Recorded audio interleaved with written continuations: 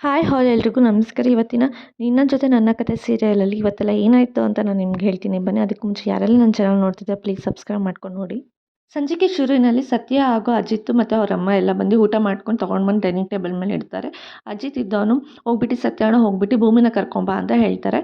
So Satyanna ಹೋಗಿ ಭೂಮಿನ ಕರ್ಕೊಬರೋಕ್ಕೆ ಅಂತ ಹೋದಾಗ ಅಜಿತ್ ಹೇಳ್ತಾನೆ, ಇಲ್ಲ ಇಲ್ಲ ಬಾ ಬಾ ಬಾ, ಅವಳು ರೂಮಲ್ಲಿ ಇದ್ದಾಳಲ್ಲ, ಅವಳು ರಾಣಿ ಹೊತ್ತ ರೂಮಲ್ಲೇ ಮಾಡೋಣ, ರೂಮಲ್ಲೇ ಊಟ ಮಾಡೋದಕ್ಕೆ ಹೇಳೋಣ, ನಾವು ಇದನ್ನೆಲ್ಲ ತೊಗೊಂಡೋಗಿ ರೂಮ್ಗೆ ಹೋಗೋಣ ಅಂತ ಹೇಳ್ತಾರೆ.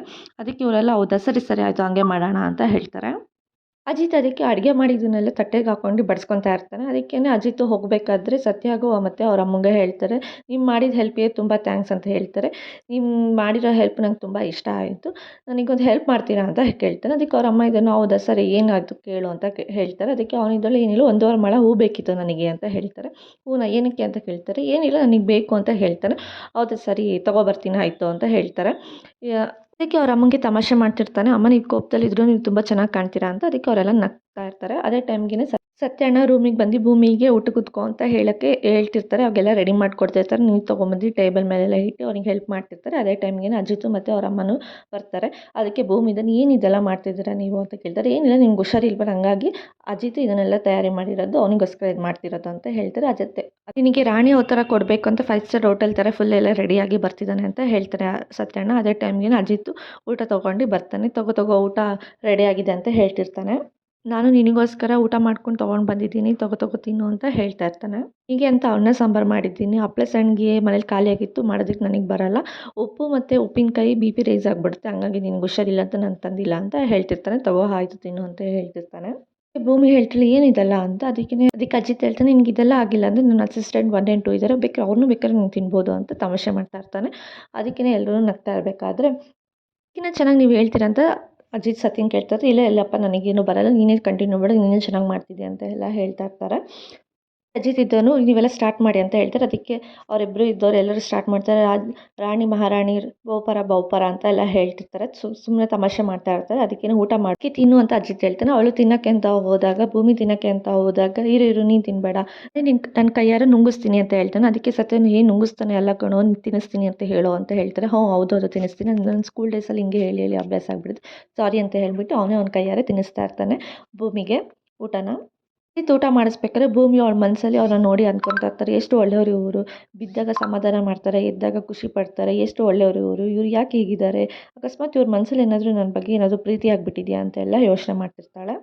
ಅದಕ್ಕೆ ಅಂತಾಳೆ, ಚೇಚೆ ಇಲ್ಲ ಅತ್ತೆನೂ ಮತ್ತು ಸತ್ಯಣ್ಣ ಇದ್ದಾರೆ ಅಂತ ಅವ್ರು ಆಗ ನಡ್ಕೊತಾ ಇರ್ಬೋದು ಅಷ್ಟೇ ಅಂತ ಅಂದ್ಬಿಟ್ಟು ಸುಮ್ಮನೆ ಸಮಾಧಾನ ಆಗ್ತಾಳೆ. ಅದಕ್ಕೇ ಅವ್ರ ಅಮ್ಮಂಗೆ 1.5 ಮೊಳ ಹೂವು ತರೋದಕ್ಕೆ ಅಂತ ಹೇಳಿರ್ತಾನಲ್ಲ, ಅದನ್ನು ಅವ್ರ ಕೈಲಿ ಕೊಟ್ಬಿಟ್ಟು ಸಮಾಧಾನ ಮಾಡಿ ಹೋಗ್ತಾರೆ. ಆ ಸತ್ಯ ಮತ್ತು ಅವ್ರ ಅಮ್ಮನೂ ಕೂಡ ಹೊರಟೋಗ್ಬಿಡ್ತಾರೆ. ಅಜಿತ್ ಭೂಮಿಗೆ ಊಟ ಮಾಡಿಸ್ತಾ ಇರ್ತಾನೆ. ಅದಕ್ಕೆ ಭೂಮಿ ಇದ್ದಳು ಅವರೆಲ್ಲ ಹೋದ್ರು ಬಿಡಿ, ನಾನೇ ಊಟ ಮಾಡ್ತೀನಿ ಅಂತ ಹೇಳ್ತಾರೆ. ಯಾಕೆ ನಾನು ಊಟ ಮಾಡಿದ್ರೆ ನಿಂಗೆ ತಿನ್ನೋಕ್ಕಾಗಲ್ವಾ ಅಂತ ಹೇಳ್ತಾನೆ. ಹಾಗೇನಿಲ್ಲ ಅವರೆಲ್ಲ ಹೋದ್ರಲ್ಲ ಅಂದ್ರೆ ಪರವಾಗಿಲ್ಲ ನೀನು ತಿನ್ನು, ನಾನು ತಿನ್ನಿಸ್ತೀನಿ ಅಂತ ಹೇಳಿ ಅವನು ತಿನ್ನಿಸ್ತಾ ಇರ್ತಾನೆ. ಅದಕ್ಕೆ ಅವಳಿಗೆ ಫುಲ್ ಗಾಬರಿ ಆಗುತ್ತೆ. ಆಮೇಲಿಂದ ಅವನು ಏನೂ ಯೋಚನೆ ಮಾಡಬೇಡ, ನೀನು ತಿನ್ನು ಅಂತ ಹೇಳಿ ಅವನು ತಿನ್ನಿಸ್ತಾ ಇರ್ತಾನೆ. ಈ ಕಡೆ ಅಜಿತ್ ಮತ್ತು ಸತ್ಯ ಕರ್ಕೊಂಡು ಬಂದು ಮಾತಾಡ್ತಾ ಇರ್ತಾರೆ. ಸತ್ಯ ಹೇಳ್ತಿರ್ತಾನೆ, ಭೂಮಿ ಚೇತರಿಸ್ಕೊತಿರೋದಕ್ಕೆ ನಿಂಗೆ ಖುಷಿ ಆಗ್ತಿದೆ ಅಲ್ವಾ ಅಂತ. ಹೌದು, ನನಗೇನೋ ಒಂಥರ ಸಮಾಧಾನ ಆಗ್ತಿದೆ, ಖುಷಿಯಾಗಿದೆ, ಅವಳ ಮುಖದಲ್ಲಿ ಒಂದು ಖುಷಿ ಇದೆ, ನನಗೊಂಥರ ಸಮಾಧಾನ ಆಗುತ್ತೆ. ಅವಳು ಏನಾದರೂ ಸ್ವಲ್ಪ ಮಂಕಾಗಿದ್ದರೆ ನನ್ನ ಕೈ ಕಾಲೇ ಆಡಲ್ಲ ಸತ್ಯಣ್ಣ ಅಂತ ಹೇಳ್ತಿರ್ತಾನೆ. ಅದಕ್ಕೇ ಸತ್ಯ ಇದು ನನಗೆ ಇವಾಗ ಸಮಾಧಾನ ಆಯಿತು ಅಂತ ಹೇಳ್ತಾನೆ. ಯಾಕೆ ನಾನು ಬೇಜಾರಿದ್ದರೆ ನಿನಗೆ ಸಮಾಧಾನನಾ ಅಂತ ಹೇಳ್ತಿರ್ತಾನೆ. ಹಾಗೇನಿಲ್ಲ, ನಿಂಗೆ ಭೂಮಿ ಬೇಜಾರಾದರೆ ನಿನಗೆ ಇರೋದಕ್ಕಾಗಲ್ವಲ್ಲ, ಅದಕ್ಕೆ ಆ ಸಮಾಧಾನ ಆಯಿತು ಅಂತ. ಏನು ಹೇಳ್ತಿದ್ದೆ, ಏನು ಅರ್ಥ ಆಗ್ತಿಲ್ಲ ನನಗೆ ಅಂತ ಅಜಿತ್ ಹೇಳ್ತಾನೆ. ಹೇಳು ಕರೆಕ್ಟಾಗಿ, ನಿನ್ನ ಮಾತಲ್ಲಿ ಏನೇನೋ ಅರ್ಥ ಇದೆ, ಹೇಳು ಕರೆಕ್ಟಾಗಿ ಅಂತ ಅಜಿತ್ ಹೇಳ್ತಿರ್ಬೇಕಾದ್ರೆ, ಏನಿಲ್ಲ ನಿನಗೆ ಅದು ಆಗಿದೆ ಅಂತ ಹೇಳ್ತಾನೆ. ಏನಾಗಿದೆ ಅಂತ ಹೇಳ್ತಾನೆ. ಏನಿಲ್ಲ ನಿನಗೆ ಅದಾಗಿದೆ ಅಂತ. ಏನು ಕರೆಕ್ಟಾಗಿ ಬಿಡಿಸಿ ಹೇಳು ಅಂತ ಅಜಿತ್ ಹೇಳ್ತಾನೆ. ಏನಿಲ್ಲ ನಿನಗೆ ಭೂಮಿ ಮೇಲೆ ಲವ್ ಆಗಿದೆ ಅಂತ ಹೇಳ್ತಾನೆ. ಅದಕ್ಕೇ ಏನು ಹೇಳ್ತಿದ್ದೆ, ನನಗೆ ಆ ಥರ ಎಲ್ಲ ಇಂಟೆನ್ಷನ್ ಏನಿಲ್ಲ ಅವಳ ಮೇಲೆ ಅಂತ ಹೇಳ್ತಾರೆ. ಇಲ್ಲ ನೀನು ನೋಡ್ತಿರೋದು, ನೀನು ಅವಳಿಗೆ ಮಾಡ್ತಿರೋ ಸೇವೆ ಎಲ್ಲ ನೋಡಿದ್ರೆ ನನಗೆ ಹಾಗೆ ಅನ್ನಿಸ್ತಿರೋದು ಅಂತ ಹೇಳ್ತಾಳೆ. ಅದಕ್ಕೆ ಅಜಿತ್ ಇದ್ದನು, ಹಾಗೆ ನನ್ನ ಗುಂಡಿಗೆ ಏಟಾದಾಗ ಅವಳು ನನಗೆ ಎಷ್ಟು ಚೆನ್ನಾಗಿ ನೋಡ್ಕೊಂಡಿಲ್ಲ, ಅದಕ್ಕೆ ಅವಳಿಗೆ ನಾನು ಆ ಥರ ಮಾಡ್ತಿದ್ದೀನಿ ಅಷ್ಟೇ ಹೊರತು ಬೇರೆ ಇನ್ನೇನೂ ಇಲ್ಲ, ನೀವೇನೂ ತಿಳ್ಕೊಳಕ್ಕೆ ಹೋಗಬೇಡ. ಲುಕ್, ನನಗೆ ಸಾಹಿತ್ಯನೇ ಎಲ್ಲ, ನಂಗೆ ಸಾಹಿತ್ಯ ಬಿಟ್ಟು ಬೇರೆ ಇನ್ಯಾರೂ ನನ್ನ ಪ್ರಪಂಚದಲ್ಲಿ ನನಗೆ ಗೊತ್ತಿಲ್ಲ. ನನಗೆ ಭೂಮಿಗೆ ಹೆಲ್ಪ್ ಮಾಡ್ತಿದ್ದೀನಿ ಅಷ್ಟೇ, ಅವಳ ಜಾಗದಲ್ಲಿ ಬೇರೆ ಯಾರಿದ್ದರೂ ನಾನು ಮಾಡ್ತಿರಲಿಲ್ಲ ಅಷ್ಟೇ, ಇನ್ನೇನು ಇಲ್ಲ. ಸಾಹಿತ್ಯ ನನ್ನ ಜೀವನದಲ್ಲಿ ತುಂಬ ದೊಡ್ಡ ಪಾತ್ರ ವಹಿಸಿದ್ದಾಳೆ. ಅವಳಿಗೆ ನನ್ನ ಎದೆಯಲ್ಲಿ ದೇವಸ್ಥಾನ ಥರ ಗುಡಿ ಕಟ್ಟಿ ಅವಳನ್ನ ನಾನು ಪೂಜಿಸ್ತಿದ್ದೀನಿ ಡೈಲಿ. ಅದು ನೀನು ಆ ಜಾಗದಲ್ಲಿ ಬೇರೆ ತಗೊಂಡು ಬಂದು ಕೂರ್ಸೋಕ್ಕೆ ನೀನು ಟ್ರೈ ಮಾಡಬೇಡ ಸತ್ಯಣ್ಣ, ನೀನು ಸುಮ್ಮನೆ ಇರು ಅಂತ ಅಜಿತೇ ಹೇಳ್ತಾ ಇರ್ತಾನೆ ಸತ್ಯಂಗೆ. ಎಲ್ಲ ನೀವು ಪ್ರೀತಿ ಅಂತ ಹೇಗೆ ಹೇಳ್ತಿದ್ರೆ ಮಾನವೀಯತೆಗೆ ಏನು ಅರ್ಥ ಇರುತ್ತೆ ಹೇಳು ಸತ್ಯಣ್ಣ. ನೋಡು ನಿಂಗೆ ಸಾವಿರ ಒಂದು ಸಲ ಕೂಡ ಹೇಳ್ತಾ ಇದ್ದೀನಿ ನನಗೆ ಭೂಮಿ ಮೇಲೆ ಯಾವ ಪ್ರೀತಿನೂ ಇಲ್ಲ, ಏನೂ ಇಲ್ಲ. ನೀನು ಆ ಥರ ಎಲ್ಲೂ ತಿಳ್ಕೊಳಕ್ಕೆ ಹೋಗ್ಬೇಡ ಆಯಿತಾ? ಇದು ಇಲ್ಲಿಗೆ ನಿಲ್ಲಿಸ್ಬಿಡು ಅಂತ ಹೇಳಿ ಅಜಿತ್ ಸತ್ಯಂಗೆ ಹೇಳ್ತಾ ಇರ್ತಾನೆ.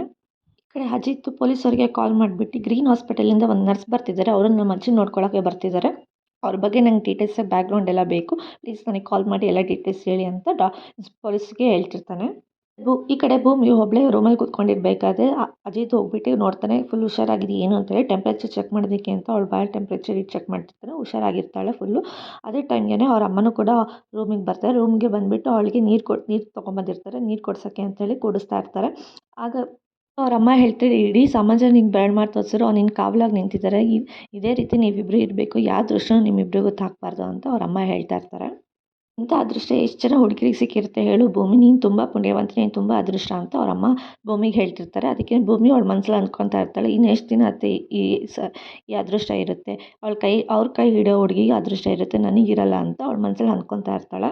ಅದಕ್ಕೇ ಅಜಿತ್ ಇದ್ದವನು, ನೋಡು ನಿನಗೇನು ಇಷ್ಟ ಆಗುತ್ತೆ ಆ ಕೆಲಸ ಮಾಡು, ನೀವು ಸ್ವಲ್ಪ ಮೆಡಿಟೇಷನ್ ಮಾಡು, ಸ್ವಲ್ಪ ಆಚೆ ಗಾಳೀಲಿ ಓಡಾಡ್ತಾ ಇರು, ನಿಂಗೇನು ಇಷ್ಟ ಆಗುತ್ತೆ ಅದು ಮಾಡು ಅಂತ ಅಜಿತ್ ಭೂಮಿಗೆ ಹೇಳ್ತಿರ್ಬೇಕಾದ್ರೆ, ನಾಳೆ ಹಬ್ಬ ಅಂತ ಹೇಳ್ಬಿಟ್ಟು ತಲೆ ಸ್ನಾನ ಮಾಡೋದು ಅದೆಲ್ಲ ಮಾಡೋಕ್ಕೆ ಹೋಗ್ಬೇಡ, ನೀನು ಸ್ವಲ್ಪ ಹುಷಾರು ಕಮ್ಮಿ ಆಗಲಿ ಅಂತ ಹೇಳ್ತಿರ್ತಾನೆ. ಅದಕ್ಕೆ ಅವ್ರ ಅಮ್ಮ ಇದ್ದಾರೆ, ಹಾಗೆ ಅಂದರೆ ಹೇಗೋ, ನಾಳೆ ಹಬ್ಬ ಅಲ್ವನೋ, ಅವಳೇ ಈ ಮನೆ ಸೊಸೆಲ್ಲ, ಅವಳು ಈ ಮನೆ ಬೆಳಗಾಗಿ ಬಂದಿರುತ್ತಾನೆ, ನಾಳೆ ಅವಳು ಸ್ವಲ್ಪ ರಂಗೋಲಿ ಹಾಕಲಿ ಮತ್ತು ಅವಳು ಸ್ವಲ್ಪ ದೀಪ ಹಚ್ಚಿದ್ರೆ ಸಾಕು, ನನಗಿನ್ನೇನು ಬೇಡ, ನಾನೇ ಇನ್ನೆಲ್ಲ ಕೆಲಸ ಮಾಡ್ಕೊತೀನಿ, ಅವಳಿಗೆ 2 ಕೆಲಸ ಮಾಡೋಕ್ಕೆ ಬಿಡು ಅಂತ ಹೇಳ್ತಾರೆ. ಅದಕ್ಕೆ ಸರಿ ಆಯಿತು, ಇದೊಂದು 2 ಕೆಲಸ ಮಾಡು ಅಂತ ಹೇಳ್ತಾನೆ ಅವನು. ಸರಿ ಆಯಿತು ಅಂತ ಭೂಮಿನೂ ಕೂಡ ಒಪ್ಕೊತಾಳೆ ಈ ಕೆಲಸಕ್ಕೆ. ಸರಿ ಅಂತ ಬೆಳಗ್ಗೆ ಎದ್ದು ರಂಗೋಲಿ ಹಾಕ್ತಿರ್ತಾಳೆ. ಭೂಮಿ ಕೂಡ ಮನೆಯಿಂದ ಆಚೆ ರಂಗೋಲಿ ಹಾಕ್ತಿರ್ಬೇಕು. ಅದೇ ಟೈಮ್ಗೆ ಅಂಜು ಬಂದುಬಿಟ್ಟು ನೀರು ಹಾಕ್ಬಿಡ್ತಾಳೆ ಆ ರಂಗೋಲಿ ಮೇಲೆ. ಫುಲ್ ಶಾಕ್ ಆಗಿಬಿಡುತ್ತೆ ಭೂಮಿಗೆ. ಯಾರಿದು ಹಾಕಿದ್ದು ಅಂತ ನೋಡ್ತಾಳೆ. ಅದು ನೋಡಿದ್ರೆ ಅಂಜು ಆಗಿರ್ತಾಳೆ. ನೀರು ಅದಕ್ಕೇ ಅಂಜು ಬಂದುಬಿಟ್ಟು ಭೂಮಿ ಹತ್ರ ಬಂದು ಮಾತಾಡ್ತಾ ಇರ್ತಾಳೆ. ಅವಾಗ ಹೇಳ್ತಾಳೆ, ನಿಂಗೆ ಒಂದ್ಸಲ ಹೇಳಿದ್ರೆ ಅರ್ಥ ಆಗಲ್ವಾ, ನಿಂಗೆ ಅಜ್ಜಿ ಹೇಳಿಲ್ಲ ಅಡುಗೆ ಮನೆಗೆ ಬಂದು ಕೆಲಸ ಮಾಡ್ಬೇಡ, ಅಡುಗೆ ಮನೆ ಅಂದು ಇಡೀ ಮನೆಗೆ ಬಂದು ನೀನು ಎಲ್ಲೂ ಕೂಡ ಇರಬಾರ್ದು, ಎಲ್ಲೂ ಕೆಲಸ ಮಾಡಬಾರ್ದು, ನಿಂಗೆ ಒಂದ್ಸಲ ಹೇಳಿದ್ರೆ ಅರ್ಥ ಆಗಲ್ವಾ, ನಿಂಗೆ ಯಾರು ಹೇಳ್ತಾರೆ ಈ ಬುದ್ಧಿ ಅಂತ ಅಂಜು ಭೂಮಿಗೆ ಬೈತಾ ಇರ್ತಾಳೆ. ಅದೇನೋ ಅಜಿತ್ ಹೇಳಿದ್ದಾನೆ ನಿನ್ನ ಬಗ್ಗೆ ಪ್ರೂವ್ ಮಾಡ್ತೀನಿ ಅಂತ, ಅದನ್ನು ಪ್ರೂವ್ ಆಗೋ ತನಕ ನೀನು ನಾಯಿ ಥರ ಮೂಲೆಯಲ್ಲಿ ಬಿದ್ದಿರೋ, ಯಾಕೆ ಈ ಥರ ಎಲ್ಲ ಮಾಡ್ತೀಯ ಅಂತ ಹೇಳ್ತಿರ್ಬೇಕಾದ್ರೆ ಅವ್ರ ಮನೆ ಕೆಲಸದವ್ರು ಬಂದುಬಿಟ್ಟು ಹೇಳ್ತಾರೆ, ಯಾಕಪ್ಪ ಅಂಜು ಹಿಂಗೆ ಮಾತಾಡ್ತಿದ್ಯಾ, ಹಬ್ಬದ ದಿನ ಹೆಣ್ಮಕ್ಳು ಅದೇ ಕೈಯಲ್ಲಿ ಕಣ್ಣೀರು ಹಾಕ್ಸ್ತಿದ್ಯಾ ಅಂತ ಅವ್ರು ಹೇಳ್ತಾಳೆ. ಅದಕ್ಕೆ ಅಂಜು ಹೇಳ್ತಾರೆ, ಹೋಗ್ರಿ ನಿಮ್ಮ ಕೆಲಸ ನೀವು ಮಾಡ್ಕೊಂಡು, ನೀವು ಕೆಲಸದವ್ರ ಥರ ಇರಬೇಕು, ನನಗೆ ಬುದ್ಧಿ ಹೇಳಕ್ಕೆ ಬರಬೇಡಿ ನೀವು ಅಂತ ಅಂಜು ಹೇಳ್ತಿರ್ಬೇಕಾದ್ರೆ ಅದಕ್ಕೆ ಅವ್ರ ಅಮ್ಮ ಹೇಳ್ತಾರೆ, ನೋಡು ಅಂಜು ನೀನು ಚಿಕ್ಕ ಹುಡುಗಿ ಥರ ಇರು, ಯಾಕೆ ಈ ಥರ ಎಲ್ಲ ಮಾತಾಡ್ತೀಯಾ ಅಂತ ಹೇಳ್ತಾರೆ. ಇವತ್ತರ ನಾಳೆ ಕಲಿತೀಯ ಅಂತ ಅಂದ್ಕೊಂಡ್ರೆ ನೀನು ಇವತ್ತು ಕಲೀಲಿಲ್ಲ ಅಂತ ಹೇಳ್ತಾರೆ. ಅದಕ್ಕೆ ಅವ್ರ ಅಜ್ಜಿ, ಅಂಜು ನೀನು ಆ ಥರ ಎಲ್ಲ ಮಾತಾಡಬೇಡ, ನಿನ್ಕಿನ್ನ ವಯಸ್ಸಲ್ಲಿ ದೊಡ್ಡವ್ರು ತಾನೆ, ಅವ್ರು ಕೆಲಸದವರೇ ಆಗಿರ್ಬೋದು, ಅವ್ರಿಗೆ ನೀನು ಈ ಥರ ಎಲ್ಲ ಮಾತಾಡಬೇಡ ಅಂತ ಅವ್ರ ಅಜ್ಜಿ ಹೇಳ್ತಾ ಇರ್ತಾರೆ. ಅಂಜು ಇದ್ದಾಳೆ, ನೋಡು ನಿನ್ನಿಂದ ನಾನು ಎಲ್ಲರ ಹತ್ರ ಮಾತು ಕೇಳೋಕ್ಕಾಗಿತ್ತು, ನೋಡು ನಿನಗೆ ಅತ್ತೆ ಬಿಟ್ಟು ಇನ್ಯಾರು ನಿಂಗೆ ಸಪೋರ್ಟ್ ಮಾಡಿಲ್ಲ, ಅಲ್ಲಿಗೆ ನೀನು ಅರ್ಥ ಮಾಡ್ಕೋಬೇಕು ಈ ಮನೇಲಿ ನಿನ್ಗೆ ಯಾವ ಸ್ಥಾನ ಇದೆ ಅಂತ, ಸುಮ್ಮನೆ ಬಂದ್ಬಿಟ್ಟು ಈ ಥರ ಎಲ್ಲ ಮಾಡಬೇಡ ನೀನು ಅಂತ ಅಂಜು ಬೈತಾ ಇರ್ತಾಳೆ ಭೂಮಿಗೆ. ಏನು ಜನ್ಮ ನಿಂದು, ಇಷ್ಟೆಲ್ಲ ಅಂದರೂ ಇಲ್ಲೇ ಇರ್ತಿಲ್ಲ, ನಿಂಗೆ ಗೊತ್ತಾಗಲ್ವಾ ನಿನಗೆ ಅಂತ ಹೇಳಿ ಬೈತಿರ್ಬೇಕಾದ್ರೆ ಭೂಮಿ ಹೋಗಿರ್ತಾಳೆ. ಅಷ್ಟರಲ್ಲೇ ಅಜಿತ್ ಬಂದ್ಬಿಟ್ಟು ಭೂಮಿನ ಕರ್ಕೊಂಬರ್ತಾರೆ. ಅದಕ್ಕೇನೆ ನೀನು ಏನಕ್ಕೂ ಯೋಚನೆ ಮಾಡಬೇಡ, ನಾಯಿ ಬೊಗಳಿದ್ರೆ ಭೂಲೋಕ ಹಾಳಾಗಲ್ಲ, ದೇವತೆನೂ ಹಾಳಾಗಲ್ಲ, ನಾಯಿ ಬೊಗಳ್ತಾನೆ ಇರಲಿ ಬಿಡು ಅಂತ ಹೇಳ್ತಿರ್ಬೇಕಾದ್ರೆ ಅಜಿತ್ ಸುಮ್ಮನೆ ಇರು ಅಂತ ಹೇಳ್ತಾರೆ. ಏಯ್ ಸುಮ್ಮನೆ ಇರು, ನಿಂಗೆ ಗೊತ್ತಾಗಲ್ವಾ ಅಂತ ಬೈತಿರ್ತಾನೆ.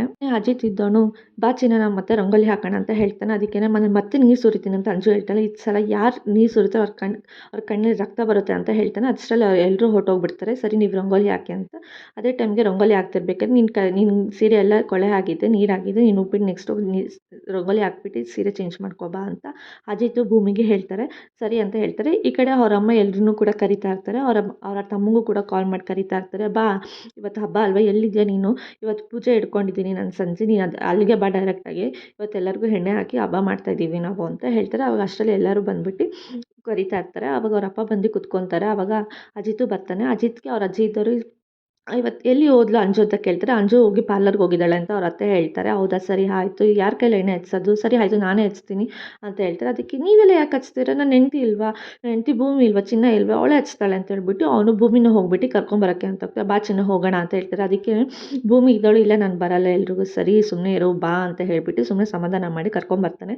ಅದಕ್ಕೇ ಹೋಗಿ ಭೂಮಿ ಹೋಗ್ಬಿಟ್ಟು ಕರ್ಕೊಂಬಂದು ಸಮಾಧಾನ ಮಾಡಿ ಕೂರಿಸ್ಕೊಂಡು ಎಣ್ಣೆ ಹಚ್ಚು ಅಂತ ಹೇಳ್ತಿರ್ತಾರೆ. ಆದರೆ ಅವಳು ಎಣ್ಣೆ ಹಚ್ಚೋಕ್ಕೆ ಹಿಂದೆ ಮುಂದೆ ಯೋಚನೆ ಮಾಡ್ತಿರ್ತಾಳೆ. ನೀನು ಯಾವುದಕ್ಕೂ ಎದುರು ಬೇಡ, ನಾನಿದ್ದೀನಿ, ಯಾರು ನಿನಗೆ ಏನೂ ಹೇಳಲ್ಲ ಅಂತೇಳಿ ಸಮಾಧಾನ ಮಾಡಿ ಎಣ್ಣೆ ಹಚ್ಚಿಸ್ಕೊಳ್ಳೋಕ್ಕೆ ಅಂತ ಹೇಳ್ಬಿಟ್ಟು ಎಲ್ಲ ತಯಾರಿನೂ ಮಾಡ್ತಾ ಇರ್ತಾನೆ. ಇವತ್ತಿನ ಸಂಚಿಕೆ ಇಲ್ಲಿಗೆ ಮುಕ್ತಾಯ ಆಯಿತು. ನಾಳಿನ ಸಂಚಿಕೆಯಲ್ಲಿ ಏನಾಯಿತು ಅಂತ ಹೇಳ್ತೀನಿ. ಅಲ್ಲಿವರೆಗೂ take care, bye bye, thanks for watching.